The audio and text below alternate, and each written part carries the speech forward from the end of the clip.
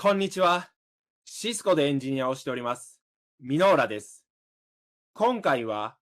Windows や Mac などのパソコン上で動作するサウザンドアイのエージェントであるエンドポイントエージェントのインストール方法を紹介します。エンドポイントエージェントを使用することで、ユーザー単位で無線の接続状態や通信品質を可視化したり、特定のユーザーがあるウェブサイトにアクセスした際の HTTP の通信内容を詳細に可視化することが可能です。今回は Windows 上にエンドポイントエージェントをインストールしてみます。まず、サウザンドアイのウェブポータルにアクセスし、エンドポイントエージェンツ、エージェントセッティングスに移動し、ダウンロードをクリックします。ダウンロード Windows MSI やダウンロード Mac ZIP をクリックすることで、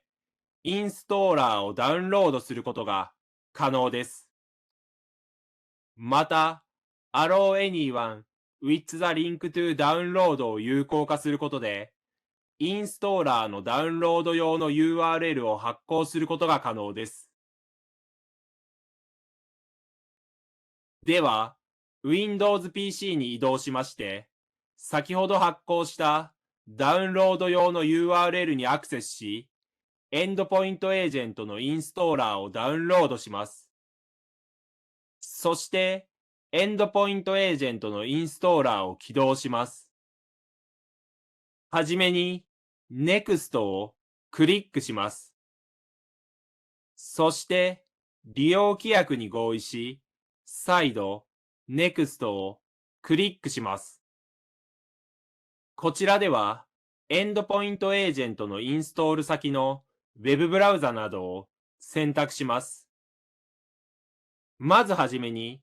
TCP ネットワークテストサポートをインストール対象に指定します。こちらを指定しますと、PC に npcap OEM がインストールされます。エンドポイントエージェントを動かすために npcap OEM は必須ではないのですが、npcap OEM をインストールしていないことに起因するトラブルがグローバルでたくさん発生していますので、npcap OEM はインストールをお願いします。今回は Chrome にエンドポイントエージェント用のプラグインをインストールするので、Google Chrome エクステンションをインストール対象に指定し、Next をクリックします。インストールをクリックし、エンドポイントエージェントのインストールを開始すると、Chrome 上でエンドポイントエージェントを有効化するかどうかを尋ねるポップアップが表示されますので、拡張機能を有効にするをクリックします。エンドポイントエージェントのインストール完了後、フィニッシュをクリックし、インストーラーを閉じます。Chrome の拡張機能を見ると、エンドポイントエージェントがインストールされていることが確認できます。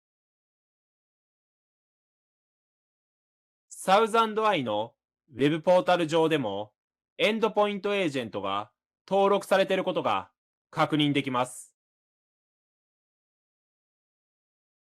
最後、まとめになります。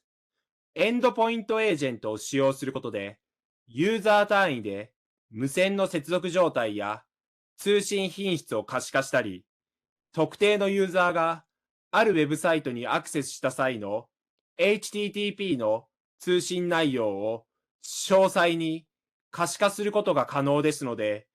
ぜひ皆様もエンドポイントエージェントを使ってみてはいかがでしょうか。